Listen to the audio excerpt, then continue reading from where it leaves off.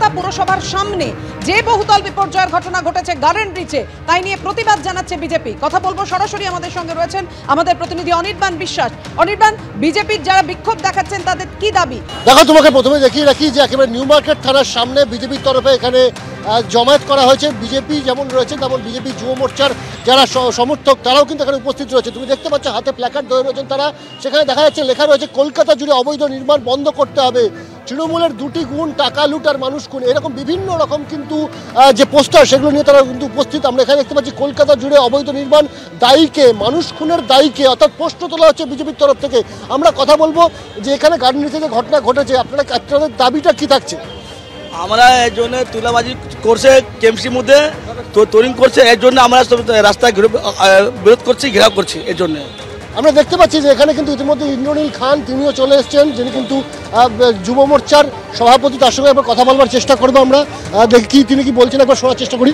ডাক্তারদের সঙ্গে একটু পরামর্শ করা উচিত যে সাদা ব্যান্ডেজ লাগালে বোধহয় আমরা জানি যে কারোর কেটে গেলে সাদা ব্যান্ডেজ হয়, কিন্তু ব্যান্ডেজের রং হঠাৎ করে কালো হয়ে গেল কি করে, মানে কি কারণে বা কি ক্যালকুলেশনে, সেটা মুখ্যমন্ত্রী জবাব দিতে পারবেন।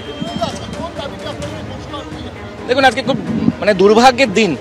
আজকে কলকাতাবাসী আমরা আমাদের সহ নাগরিকদের হারিয়েছি, এবং তাদেরকে হারিয়েছে শুধুমাত্র কলকাতা কর্পোরেশন, কলকাতা পুলিশ এবং তৃণমূলের কাউন্সিলর, তৃণমূল সরকারের গাফিলতির জন্য।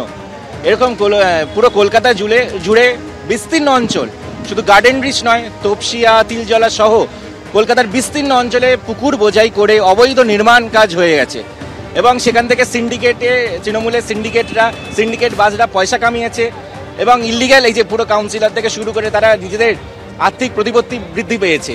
কিন্তু সাধারণ মানুষ আজকে তাদের অঝরে প্রাণ, এই যে যারা প্রাণ হারালো, এই 7 জন অলরেডি ডিক্লেয়ার ডেড, তাদের কি দোষ ছিল? তারা তো নিশ্চিন্তে একটা ছোট বাড়িতে কুড়ে ঘরে ছিলেন, কিন্তু তার পাশে একটা অবৈধ নির্মাণ হচ্ছিল, এবং সবকিছু জানতো কলকাতা কর্পোরেশন, কলকাতা পুলিশ। কিন্তু কলকাতা পুলিশ শুধুমাত্র বিজেপিকে আটকাতে ব্যস্ত, বিজেপির কার্যকর্তাদেরকে কি করে ফেক কেস দিতে ব্যস্ত, আর যত বিরোধী কণ্ঠ আছে তাদেরকে মুখটা বন্ধ করা ছাড়া আর কোনো কিছু করে না। মেয়র বলছেন যে কোনো কাউন্সিলর জানতনি না এখানে বেআইনি নির্মাণ হচ্ছে, কি বলবে? কাউন্সিলর কি করে জানবেন? কাউন্সিলর যদি ওরকম বিলাসবহুল গাড়ি নিয়ে ঘুরে বেড়ান যে কাউন্সিলর, তিনি তো মানুষের থেকে অনেক দূরে, এবং তিনি যেভাবে করে তিনি ইল্লিগাল কনস্ট্রাকশন যেমন করছেন, তিনি ইল্লিগাল ভাবে আজকে কাউন্সিলর হয়েছেন। তার ভোটে ওখানে প্রায় 98% পোলিং হয়েছে, সেখানে আদৌ সাধারণ মানুষ ভোট দিতে পেরেছে কিনা? যেমন সন্দেশখালীতে শেখ শাহজাহান কোনো মানুষকে ভোট দিতে দিত না, এখন নারীরা মুখ খুলছে, এরপর আগামী দিনে গার্ডেন রিচেরও সাধারণ মানুষ মুখ খুলবে কিভাবে তৃণমূলের কাউন্সিলররা তাদেরকে ভোট দিতে দিত না। বারবার বলা হচ্ছে যে বেআইনি নির্মাণ সেটা নাকি একেবারে বাম জামানার রীতি হয়ে দাঁড়িয়েছে, এবং সেটা এখনো চলছে। হ্যাঁ, বামরা তো আমাদের পশ্চিমবঙ্গকে রসাতলেই পাঠিয়ে দিয়েছিল। তৃণমূল কংগ্রেস তো বলেছিল নাকি পরিবর্তন করবে, তাহলে বাম জমানা যে রীতি তৈরি করছে সেইটা রীতি কি করে হয়ে যাচ্ছে তৃণমূল কংগ্রেসে? বাম যা ঠিক করবে সেটাই তৃণমূলের রীতি, তাহলে তারা এই দলটা বন্ধ করে দিক। অভিষেক ব্যানার্জি আর মমতা ব্যানার্জি তারা গিয়ে এখন বাম ফ্রন্টে করে দিক, শরিক হয়ে যাক, অসুবিধা কি আছে?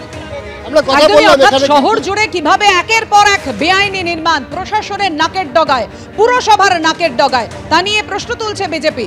এই মুহূর্তে তোমায় ধন্যবাদ। অবশ্যই আমাদের নজর থাকবে এদিকে। কিন্তু যে ভয়ঙ্কর বিপর্যয়ের ঘটনা ঘটেছে, বহুতল ভেঙে পড়েছে ঝুপড়ির ওপর। গতকাল মধ্যরাতে 11:59 টানা কভারেজ আমরা দেখিয়ে আসছি। আপনারা জানেন 15 ঘন্টা ধরে উদ্ধার কাজ চলছে, কিন্তু এখনো পর্যন্ত আটকে রয়েছেন অন্তত 4-5 জন।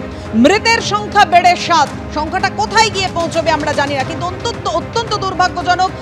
একেবারে শহরে কলকাতা পুরসভায় যে ঘটনা ঘটেছে, বহুতল বিপর্যয়ে মৃতের সংখ্যা বেড়ে 7।